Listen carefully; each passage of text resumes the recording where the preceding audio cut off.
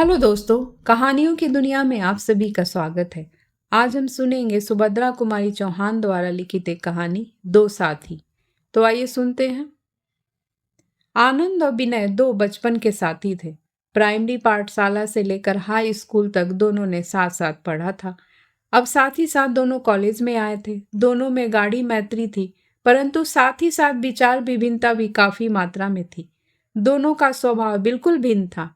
आनंद पूर्व तो विनय पश्चिम। आनंद अपने नाम के अनुरूप ही आनंद प्रिय था। स्वभाव से वह उदार, साखर्ज, प्रेमी, मिलनसार और कुछ कुछ अभिमानी था। रुपए का उसके पास कोई मूल्य नहीं था। जिस दिन उसके पास मनी ऑर्डर आता, उस दिन से लगातार वह तब तक खर्च करता जब तक उसके रुपए चुक न जाते। वह बराबर दोस्तों की खातिर तवज्जो करता, इसमें बहुत सा रुपया व्यर्थ उठ जाता। उसे उसकी याद ही न रहती कि कॉलेज की फीस भी देनी है अथवा और भी 10 खर्च है जो महीने भर तक लगे रहेंगे। दूसरे विद्यार्थियों से दूने रुपए पास आने पर भी उसके ऊपर महीने होटल वाले और पान वाले की उधारी चढ़ी रहती। उसके साथ उठने बैठने वाले लड़कों में से एक भी ऐसा न था जिस पर आनंद ने कुछ न कुछ कभी न कभी खर्च न किया हो। इसके विपरीत विनय मितभाषी, संयमी, कम खर्च और सीधे स्वभाव का था। वह बोलता कम लेकिन अनुभव अधिक करता था। फूक फूक कर पैर रखने की उसकी आदत थी। उसके पास इने गिने पैसे आते थे जिनसे उसे पूरा खर्च चलाना पड़ता था। किसी का एक पैसा भी उस पर उधार न था। 1000 तकलीफ में होने पर भी वह एक पैसा उधार न लेता। उसके मित्रों की संख्या भी सीमित थी। बीए पास होने पर दोनों को भविष्य की चिंता थी। अंत में 2 वर्ष तक और साथ रहेंगे इस आस के सहारे एक दिन दोनों ने लॉ कॉलेज में नाम लिखाया। लॉ कॉलेज के प्रोफेसर डे की लड़की मैट्रिक की परीक्षा की तैयारी कर रही थी। गणित में वह कुछ कमजोर थी। एक ट्यूटर की आवश्यकता थी। विनय गणित का एक मेधावी विद्यार्थी रह चुका था, अतएव उसे यह ट्यूशन मिल गई। कुछ समय बाद उसे 2 और विद्यार्थी गणित पढ़ाने को मिल गए। उसे 40 रुपये महावन मिलने लगा। प्रोफेसर डे की पत्नी क्रिश्चियन थी। पति पत्नी दोनों ने अपना धर्म परिवर्तन न किया था। प्रोफेसर डे बंगाली हिंदू ही थे। वे मूर्ति पूजा करके रोज नियम से कृष्ण की उपासना करते और उनकी पत्नी इतवार को गिरजे जाती थी। उनकी लड़की मीरा का झुकाव हिंदू धर्म की ओर था। माँ उसे मेरी और पिता मीरा कहते। मीरा पिता की तरह मूर्ति की उपासना करती। उसके 2 छोटे भाई माँ के साथ गिरजे जाते थे। मीरा का झुकाव हिंदू धर्म की ओर देखकर उसकी माँ प्रायः कुपित रहती थी। उसे गंवार, बेवकूफ इत्यादि संबोधन से पुकारा करती। माँ बेटी में बहुत अंतर था। माँ साया पहनती तो बेटी साड़ी। माँ के बाल अगर जी ढंग के कटे थे, मीरा के बाल लंबे लंबे लहराया करते थे। माँ उसे बिल्कुल न चाहती थी। मीरा जब कभी बाहर निकलती थी तो पिता के साथ, माँ के साथ तो वह कहीं भी न जाती। पूर्ण रूप से वह हिंदू थी। मीरा अपने मास्टर से गणित के अलावा उनके धर्म, संस्कृति और आचार विचार की बहुत सी बातें पूछती और उन्हीं के अनुसार अपने दैनिक जीवन को बनाकर आदर्श हिंदू रमणी कहलाने का मधुर स्वप्न देखा करती थी। ईसाई माँ की बेटी होकर भी हिंदू धर्म के प्रति मीरा की आसक्ति और श्रद्धा देखकर विनय किस दिन से उसे चाहने लगा। किस दिन चुपके ही चुपके इस भोली भाली नन्ही सी पवित्र आत्मा ने विनय के हृदय में अपने लिए स्थान बना लिया। विनय ने यह कभी न जाना और न जानने का उसने प्रयत्न किया। गुरु और शिष्या के भाव से ही वह एक दूसरे को देखते थे, किंतु इस जिज्ञासु बालिका के प्रति विनय के हृदय में जो आदर और स्नेह के भाव अंकुरित हो गए थे, उन्हें वह छिपा न सकता था। प्रायः आनंद से एकांत में बात करते समय इस परिवार की चर्चा हो उठती और उस बातचीत के अंदर से ही चतुर आनंद यह तथ्य निकाल लेता कि अपनी शिष्या के प्रति विनय ऊंचे और प्रेम के भाव रखता है। धीरे धीरे आनंद के हृदय में इस लड़की को एक बार देखने की प्रबल उत्कंठा जाग उठी। पहले तो उसने इस उत्कंठा को दबाने का प्रयत्न किया, फिर उसने सोचा कि एक बार देखने या मिलने में कोई पाप तो है नहीं। उसने अपनी इच्छा विनय पर प्रकट की। दोनों मित्रों की राय थी कि देखने लायक वस्तु को देखने में कोई हर्ज नहीं, हर्ज न देखने में ही है। शाम को जब विनय पढ़ाने जा रहा था तब आनंद उसके साथ था। प्रोफेसर डे कहीं गए हुए थे। बाहरी बरामदे में मिसेस डे इस लोगों की मुलाकात हुई। विनय परिचय करा रहा था, उसी समय मीरा भी वहां पहुंची। कुछ गर्व के साथ उसने कहा, आप श्री मीरा देवी हैं जिन्हें मैं गणित पढ़ाता हूँ। मीरा चुप खड़ी रही। किसी तीसरे व्यक्ति के सामने बात करने में संकोच हो रहा था। मिसेस डे ने पुत्री की ओर देखते हुए भर्त्सना के स्वर में कहा, मैरी, मिस्टर आनंद से शेक हैंड करो। साधारण शिष्टाचार का भी तुम्हें ज्ञान नहीं है। एक क्षण माता की ओर देखकर मीरा ने अपने दोनों हाथ जोड़कर आनंद से कहा, नमस्ते। नमस्ते उत्तर मिला। क्षण भर मीरा ने आनंद को देखा और अपनी अध्ययनशाला की ओर चल पड़ी। विनय के चले जाने के पश्चात आनंद और मिसेस डे में वार्तालाप होने लगा। 1 घंटे के बाद मीरा को पढ़ाकर विनय बरामदे में आया तो उसने देखा आनंद और मिसेस डे इस प्रकार घुल मिलकर बातें कर रहे थे मानो वर्षों से एक दूसरे से परिचित है। वैसे आनंद का स्वभाव ही कुछ ऐसा था कि वह लोगों से बड़ी जल्दी हिल मिल जाता था। विशेषकर स्त्रियां तो उसके प्रभाव में बहुत जल्दी आ जाती थी।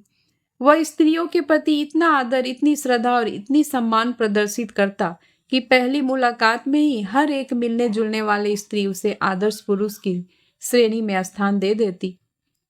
इन पिछले 6 महीनों में विनय और मिसेस डे में सिवाय नमस्ते के और किसी शब्द का विनिमय न हुआ था। पर आनंद ने एक ही दिन में अपना प्रभाव इतना अधिक कर लिया कि जब दोनों उठकर चलने लगे तब मिसेस डे ने उसे दूसरे दिन आमंत्रित किया। आनंद ने गर्व भरी आंखों से विनय को देखा। विनय मुस्कुरा दिया। कुछ दूर तक जाने के बाद आनंद विनय से बोला, मूर्खराज, 6 महीने तक आकर भी तुम मास्टर के मास्टर ही रहे और बंदे ने एक ही दिन में मित्रता का नाता जोड़ लिया। बधाई देता हूं तुम्हें, पर मैं तो मास्टर की सीमा से आगे बढ़ना ही नहीं चाहता। विनय ने हंसकर कहा, सीमा के आगे बढ़ने के लिए जौहर चाहिए। जौहर? क्या समझे? उस जौहर की न मुझे आवश्यकता है और न कभी आ ही सकेगा।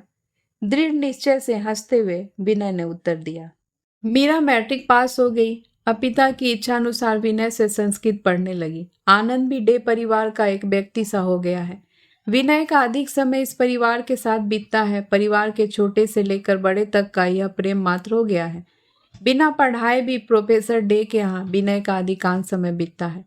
मिस्टर डे का विनय पे बहुत स्नेह है। वे उसे अपने पास बुलाकर उससे बातें करते हैं। कभी कभी उनके हृदय का गहरा विषाद और असंतोष एक दीर्घ निश्वास के साथ बाहर निकल पड़ने को मचल उठता है।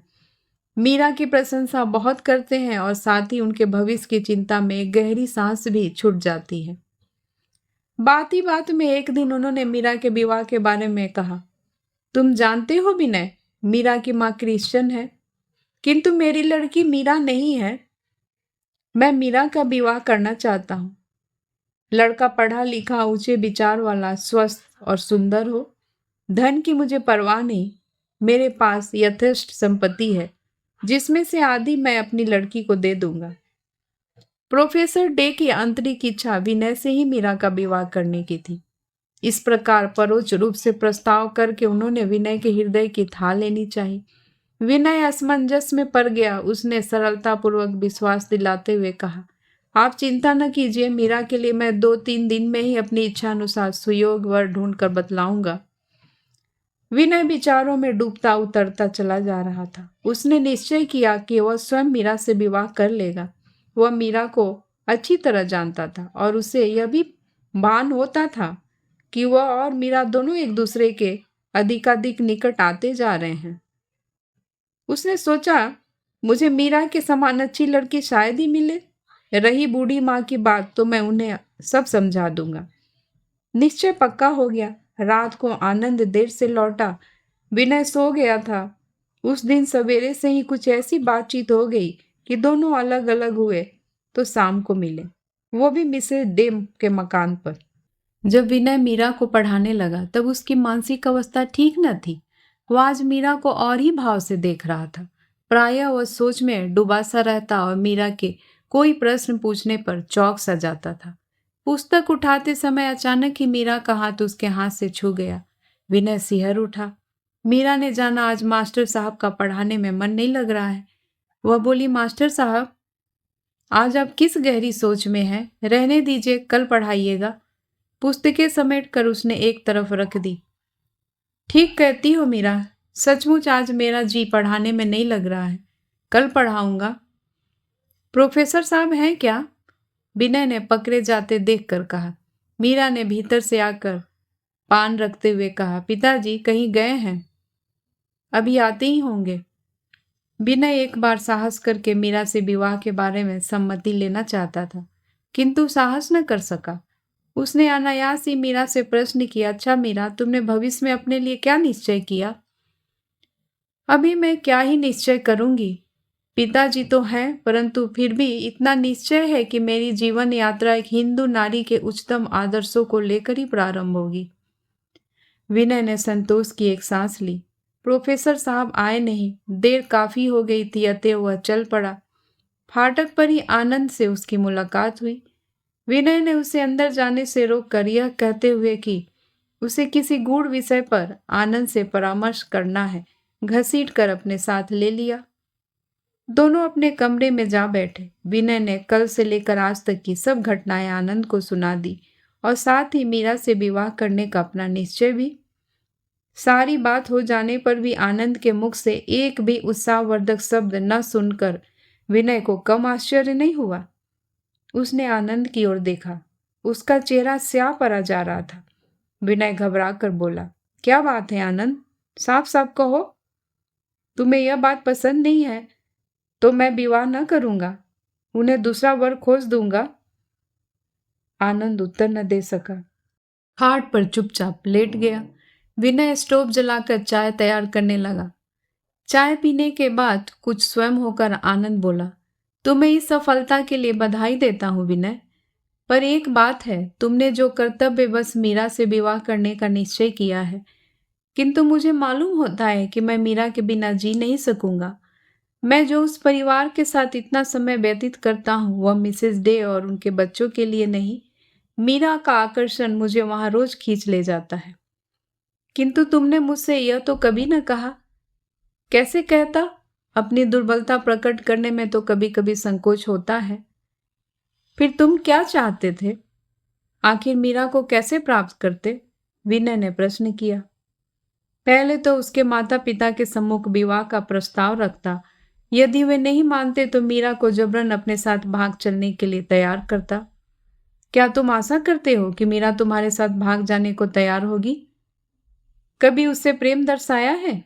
विनय ने जरा तेज होते हुए पूछा। प्रेम दर्शाने के लिए कभी अवसर ही न मिला, पर अब इन बातों को जाने दो। मीरा के साथ तुम सुखी रहो विनय, यह मेरी कामना है। पर तुम्हें दुखी बनाकर मैं सुखी न रह सकूंगा। तुम्हारा सुख मेरा सुख है, तुम्हारा दुख मेरा दुख है, विनय ने अधीर होते हुए कहा। अब उपाय ही क्या है? आनंद कह उठा। घबराओ नहीं आनंद, उपाय है। मीरा के पिता से अभी मैंने कुछ नहीं कहा, उन्हें तुम्हारा नाम सुझा दूंगा। कहते हुए विनय ने गहरी सांस ली और पलंग पर लेट गया। सवेरे से विनय ने जिस सोने के संसार की रचना की थी वह एक हल्के से हवा के झोंके से गिरकर मिट्टी में मिल गया। दोनों बड़ी देर तक चुपचाप खड़े रहे। अचानक आनंद उठ बैठा और बोला, नहीं विनय, यह नहीं होगा। यदि तुम मीरा को सचमुच प्यार करते हो तो मैं तुम्हारे सुख के रास्ते में कांटे न बोऊंगा। विनय गंभीरता से बोला, मीरा को मैं प्यार करता हूं या नहीं, सवाल यह नहीं है।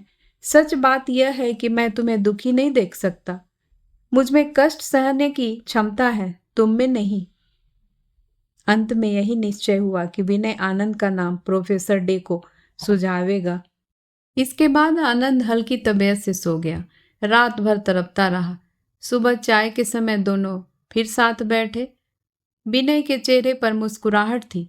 उसने आनंद से कहा, आनंद, तुम्हारे लिए मैं मीरा को त्याग करके भी मैं मीरा को सहज ही न भुला सकूंगा।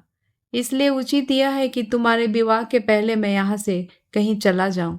जाने से पहले मैं मीरा को कुछ उपहार स्वरूप दे जाऊंगा। उसमें तो तुम्हें कोई एतराज नहीं होना चाहिए। कुछ ठहर कर उसने फिर कहा, एक बात और आनंद, इसे भूलना मत। देखो, मीरा को कभी किसी प्रकार का कष्ट न देना। अगर मुझे मालूम हुआ कि तुमने उसे किसी तरह का कष्ट दिया है तो मित्रता भूल जाऊंगा। तुमसे उसका बदला लिए बिना न रहूंगा। इसे मजाक न समझना।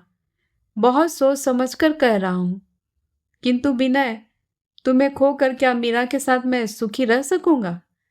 तुम्हारा अभाव तो तुम्हें मुझे कदम कदम पर खटकेगा। आनंद के स्वर में भराहट थी, पीड़ा का आभास था। कॉलेज के जीवन के बाद तो हमें अलग होना ही पड़ता।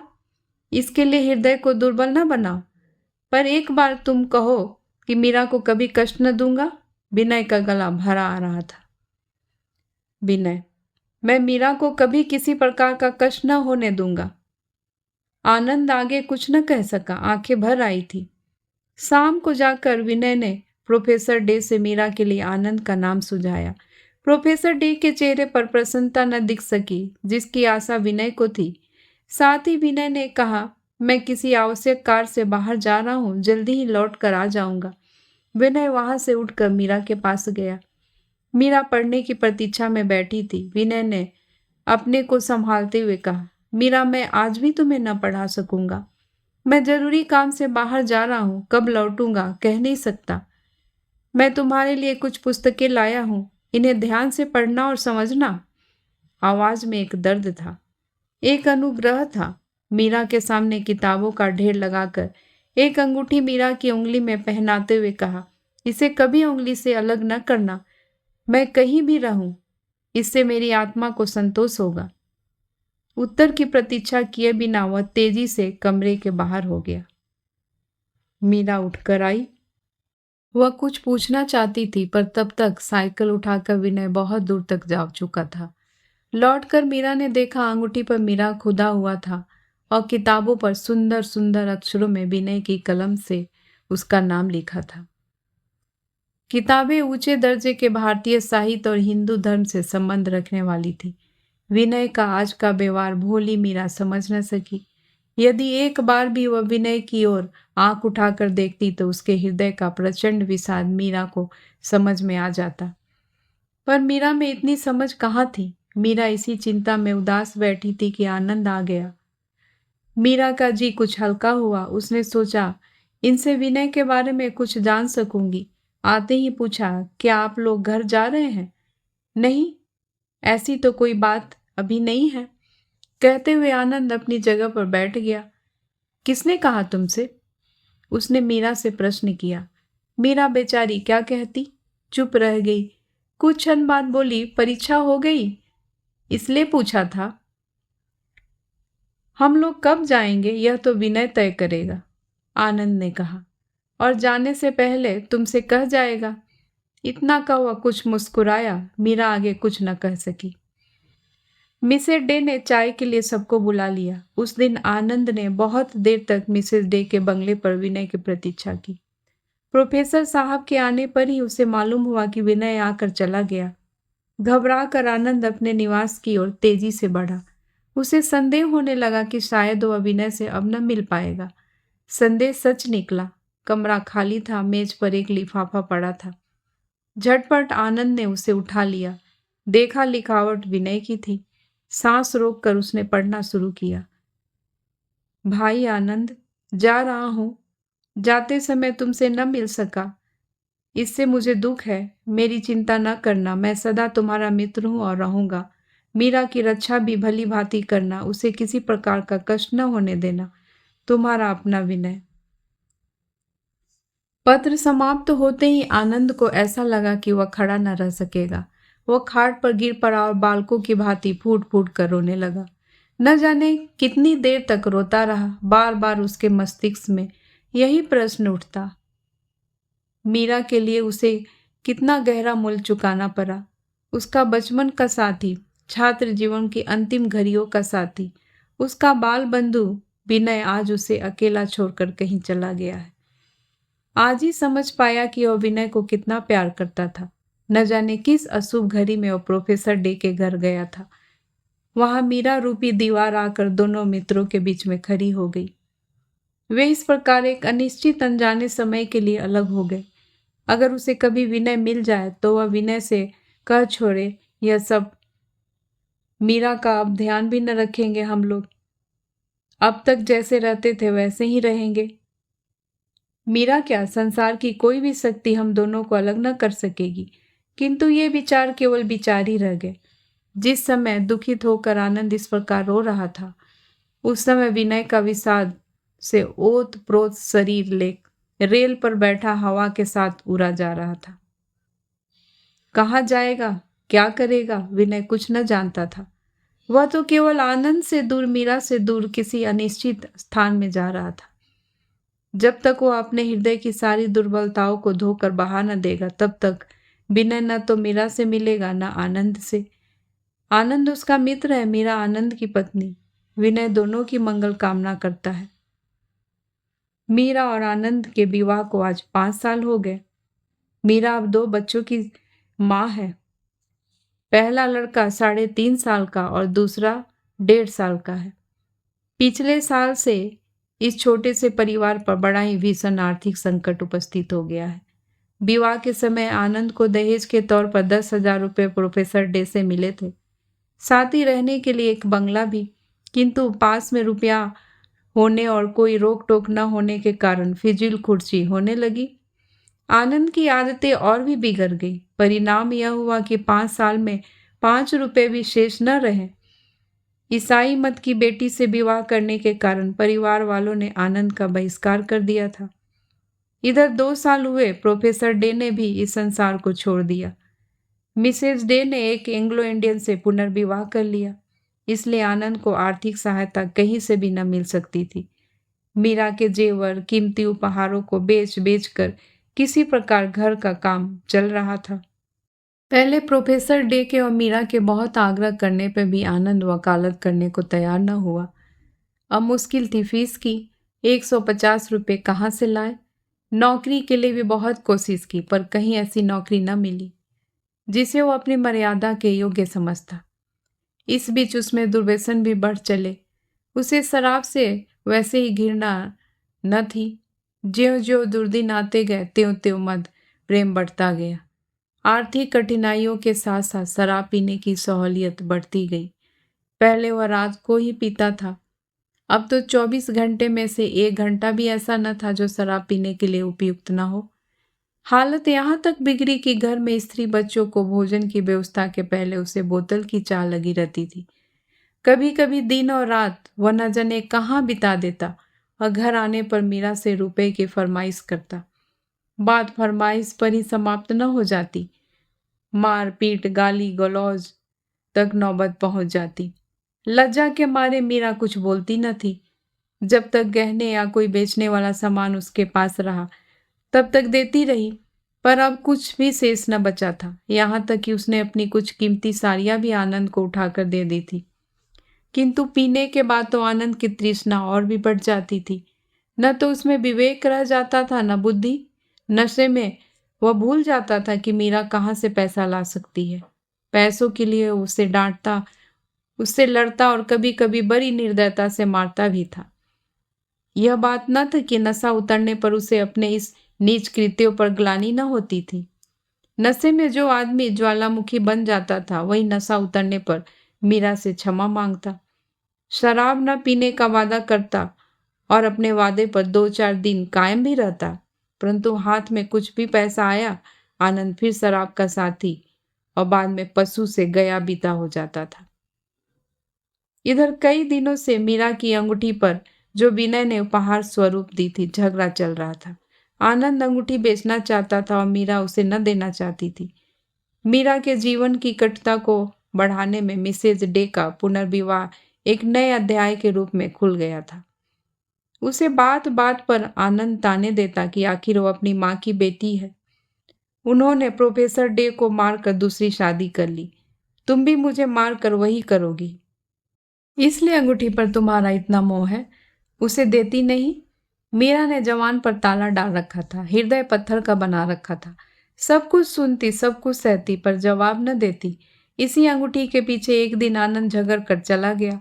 2 दिन तक घर के छोटे छोटे बच्चों को भूख से रोते बिलखते देखकर किस माँ का हृदय चूर चूर न होने लगता।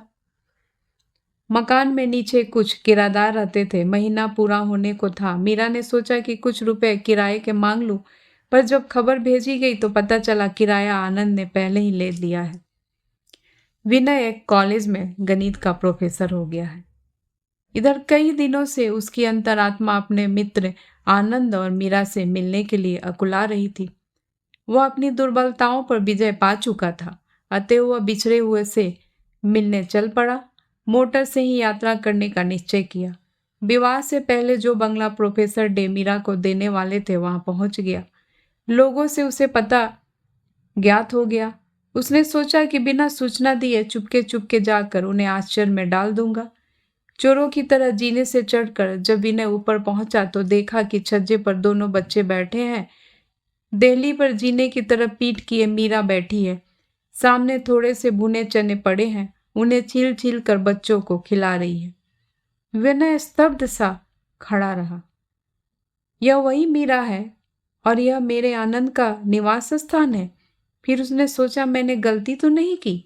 इतने में ही मीरा ने जो पीछे देखा तो खड़ी हो गई।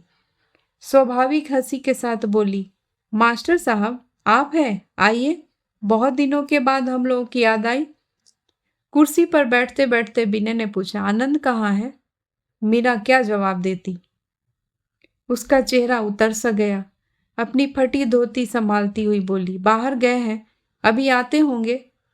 ठहर कर उसने कहा, हाँ देखिए, मैंने आपकी अंगूठी कभी उंगली से नहीं निकाली, फिर भी आप हम लोगों को भूल गए। विनय ने पूछा, ये बच्चे तुम्हारे हैं? उसने सरसरी तौर से मकान के चारों ओर नजर डाली। मकान का पुराना वैभव जहां तहां अब मरणोन्मुख अवस्था में दृष्टिगोचर हो रहा था। भीषण दरिद्रता इन सब का उपहास करती हुई अट्टहास कर रही थी। इसी समय छोटे बच्चे के सामने का छिला हुआ चना खत्म हो गया और वह भूख के मारे चिल्लाने लगा। मीरा चने छील छील कर खिलाने लगी। बच्चे ने चने फेंक दिए और दूध मांगा। मीरा आश्वासन दे रही थी, दूध नहीं है। बच्चा मचल पड़ा। बड़े लड़के ने उसे समझाते हुए कहा, माँ को तंग न करो, दूध नहीं है। विनय परिस्थिति समझ चुका था और जब उसने यह करुण दृश्य देखा तो अभी आध घंटे में आता हूं कहकर वह तेजी से सीढ़ी से उतरकर बाजार की ओर बढ़ गया। विनय के जाने के कुछ समय पश्चात ही आनंद आया, सराम में झूमता हुआ, उन्मत्त। उसने मीरा से खाना मांगा। बेचारी मीरा क्या देती, घर में कुछ था ही नहीं। विवेक तो दूर ही रहा, पर बुद्धि भी नशे में चूर हो जाती है। आनंद ने आओ देखा न ताओ, पास ही रखी कैंची उठाकर मीरा को मारी। कैंची मीरा के सिर में जोर से लग गई।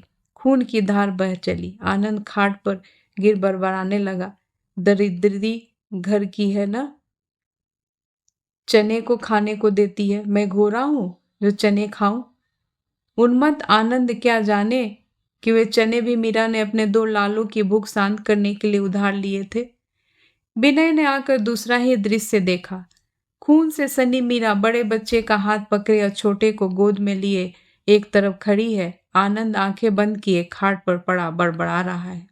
मिठाई और फलों की टोकरी विनय ने फर्श पर रखी।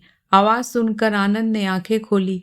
विनय को देखते ही वह फट पड़ा, ओह तुम हो विनय, तुम्ही ने इसका दिमाग बिगाड़ रखा है। चोरी से मिलने आते हो, शर्म लगती है मेरे सामने आने में। विनय ने देखा आनंद होश में नहीं है, आंखें आग उगल रही है। वह सामने से हट गया। आनंद ने बाज की तरह झपट कर विनय का गला पकड़ लिया और गुस्से में बोला, उसकी तो खोपड़ी फोड़ दी है, अब तुम्हें भी मजा चखाए देता हूं। विनय ने किसी तरह अपने को उसके पंजे से छुड़ाया और दरवाजे के पास खड़ा हो गया। आनंद बात तो सुनो, उसने भरी आवाज में कहा। घायल शेर की भांति आनंद बोला, बात पीछे होगी, पहले यह लो खाने भर को, कहकर उसकी ओर झपटा। विनय सामने से हट गया। आनंद आवेग और नशे में अपने को संभाल न सका। छज्जे से नीचे वह सड़क पर गिर पड़ा। उसका सिर फट गया। बेहोश आनंद को उठाकर विनय और कुछ पड़ोसी ऊपर ले आए। 6 घंटे के उपचार के बाद आनंद होश में आया। नशा काफूर हो चला था। विनय को देखकर उसके चेहरे पर एक मुस्कुराहट आ गई। विनय क्षमा करो, गरीब मीरा को मैंने बहुत सताया। आनंद ने मीरा की ओर देखा। उसकी आंखें क्षमा की प्रार्थना कर रही थी। विनय कुछ न कह सका, आंखें भर आई। आनंद ने अपने पुराने प्रेम में घुल कर कहा, छी विनय, रो मत।